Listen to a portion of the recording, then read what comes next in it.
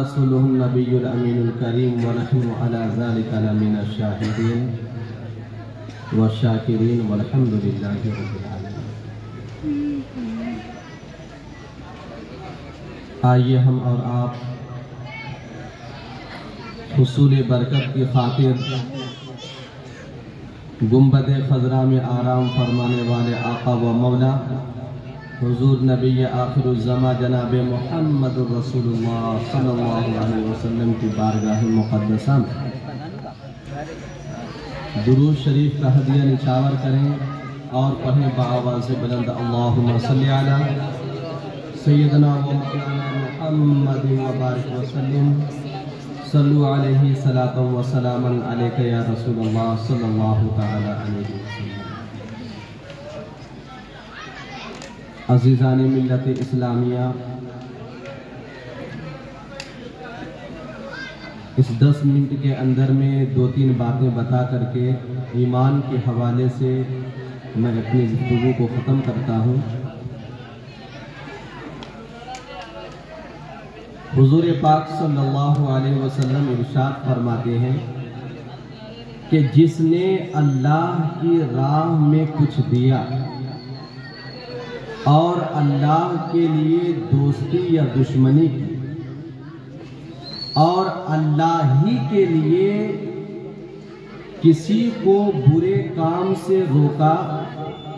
تو اس کا ایمان کامل ہے۔ حضرت شاہ محدث دہلوی رحمت اللہ علیہ فرماتے ہیں کہ اصل ایمان یہ ہے کہ تقاضۂ عقل تقاضۂ طبیعت پر غالب آ جائے، تقاضۂ طبیعت پر غالب آ جائے۔ اس کا مطلب یہ ہے کہ ایمان صرف عقائد اور عمل کا نام نہیں بلکہ ان کیفیات کا نام ہے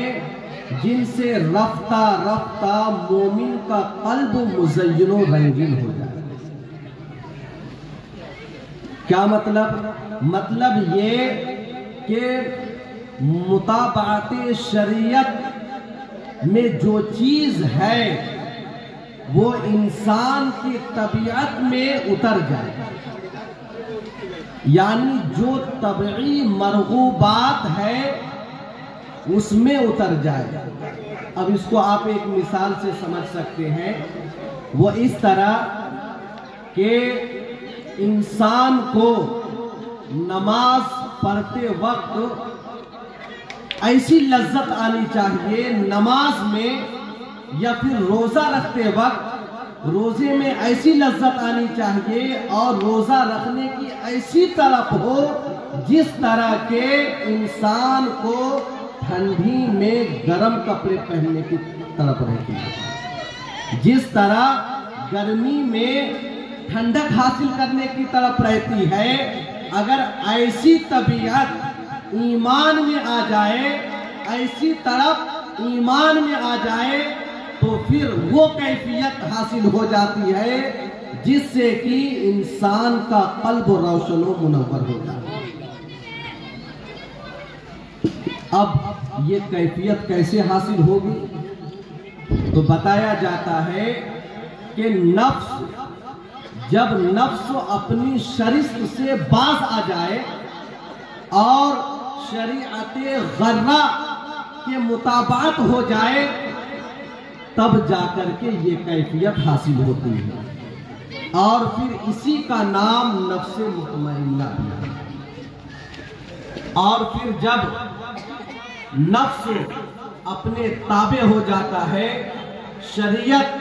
کے دائرے میں انسان کی زندگی گزرنے لگتی ہے، شریعت کے اوپر چلنے کی طلب پیدا ہو جاتی ہے، رسول اللہ کے خلاف کوئی کام نہیں انجام دینا ہے، جب اس طرح کی طلب ہوتی ہے تو پھر انسان صوفیاء اکرام کے اصطلاح میں ولایت کبریٰ کے درجے پر فائز ہوتا ہے، اور شریعت میں اس کو ایمان کامل کہا جاتا ہے۔ حضرت ابو محمد حریری رحمت اللہ علیہ فرماتے ہیں کہ ایمان کامل یعنی اس شخص کا ایمان محفوظ ہوگا، دین کا نتیجہ اور ساتھ ہی ساتھ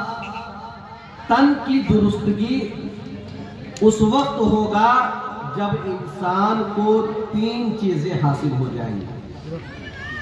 سب سے پہلی چیز اللہ رب العزت پر مکمل طور پر بھروسہ، دوسری چیز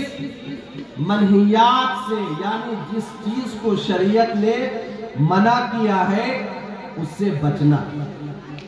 اور تیسری چیز ہے حلال رزق کمانا اور کھانا۔ جب یہ 3 چیزیں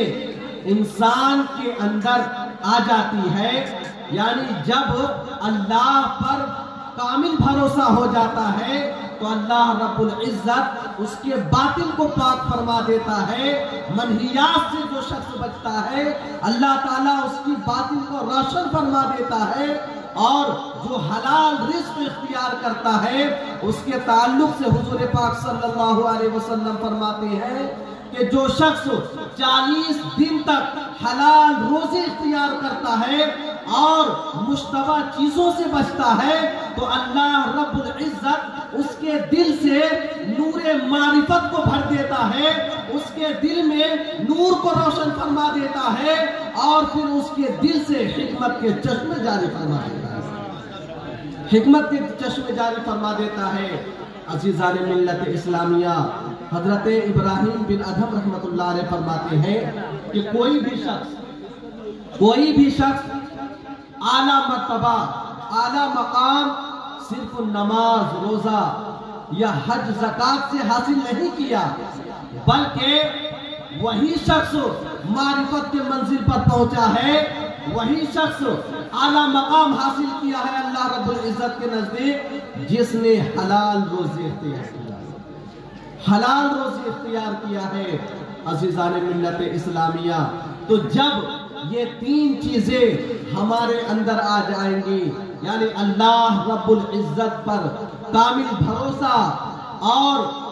پھر منہیات سے یعنی شریعت نے جن چیزوں سے ہمیں منع کیا ان چیزوں سے باز رہنا، اور پھر حلال رزق اختیار کرنا۔ عزیزان ملت اسلامیہ، اسی لیے کہا جاتا ہے کہ اصل ایمان یہ ہے کہ اپنے آپ کو قرآن مجید اور سنت رسول اللہ کے سپرد کر دے، یعنی اپنے آپ کو کتاب اور رسول اللہ صلی اللہ علیہ وسلم کی ہدایات پر عمل کرے، یعنی اس کے وہاں سے جو بھی حکم ہوتا ہے، یعنی اللہ کی جانب سے جو احکامات نازل کیے گئے، رسول اللہ کے جو ارشادات ہیں ان تمام پر عمل پیرا ہو جائے، اور پھر اس کے مقابل میں کسی کی نہ سنے، نہ اپنے دل کی سنے، نہ اپنے خاندان کی سنے، نہ پھر محلے والوں کی سنے اور نہ دنیا والوں کی سنے، بلکہ کتاب اور سنت رسول اللہ کے مقابل میں جو آئے ان تمام لوگوں کو ٹھکرا کر کے صرف اور صرف کتاب و سنت پر عمل کرے۔ یہی اصل ایمان کی دلیل ہوتی ہے۔ بس آخری بات بتا کر کے میں اپنی گفتگو کو ختم کرتا ہوں۔ عزیزان ملت اسلامیہ، جب کتاب و سنت پر عمل کرنے کا حکم ہے کہ اسی پہ عمل کرنا ہے، تو بتائیے کیا ہم کتاب و سنت پر عمل کر رہے ہیں؟ کیا اللہ کے احکامات میں سے کسی ایک حکم پر کمپلیٹلی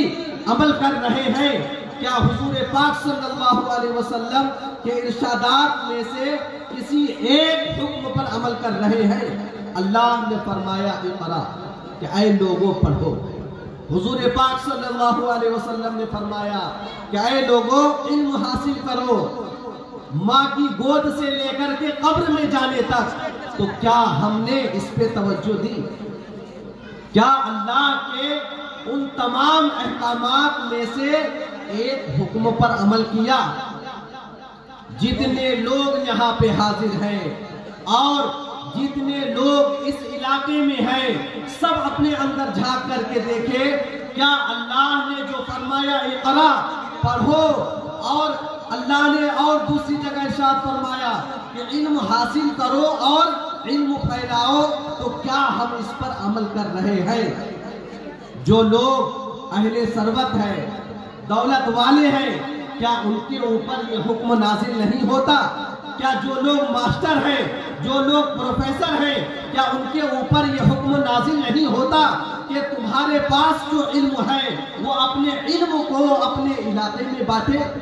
آپ پورے علاقے کا جائزہ لیجئے اور دیکھیے کیا اس علاقے میں کیا اسلامک تعلیمات پر عمل کرنے والا، اسلامک تعلیمات پر اور اسلامک تہذیب و تمدن پر چلنے والا کوئی اسکول ہے،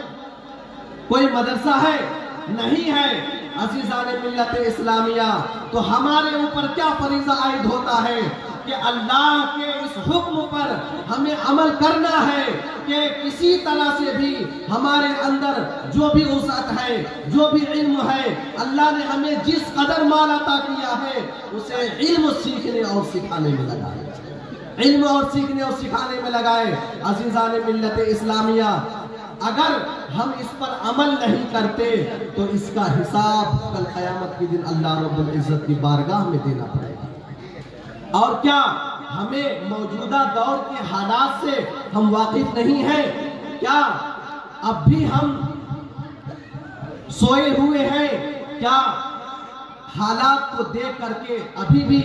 ہماری غیرت جاگتی نہیں ہے؟ عزیزان ملت اسلامیہ، ہمیں بہت ہی باریک بینی سے، بہت ہی تدبر و تفکر سے قدم بڑھانے کی ضرورت ہے، اس لیے کہ پہلے دور اور اس جدید دور میں بہت بڑا فرق ہے۔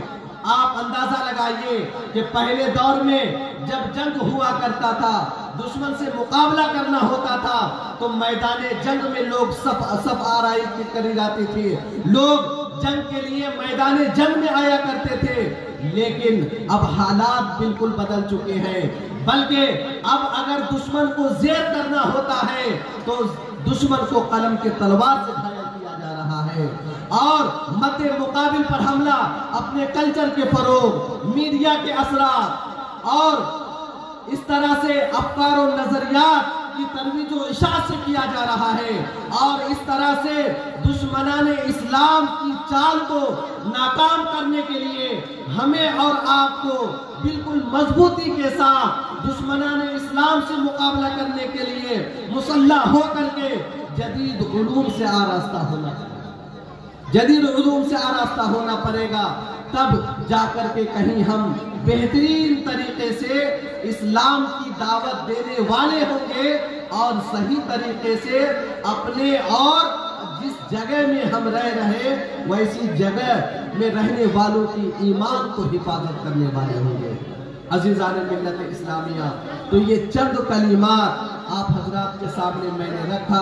آخر میں اللہ رب العزت سے دعا ہے کہ مولا تعالیٰ جو بھی کہا گیا اس سے زیادہ عمل کرنے کی توفیق عطا فرما۔ اے اللہ، جتنے لوگ یہاں پہ حاضر ہیں سب کی حاضری کو قبول فرما۔ وصلی اللہ تعالیٰ علی خیر خلق نور عرش محمد وعلی آلہ واصحابہ اجمعین برحمتک یا ارحم الراحمین والحمد للہ رب العالمین۔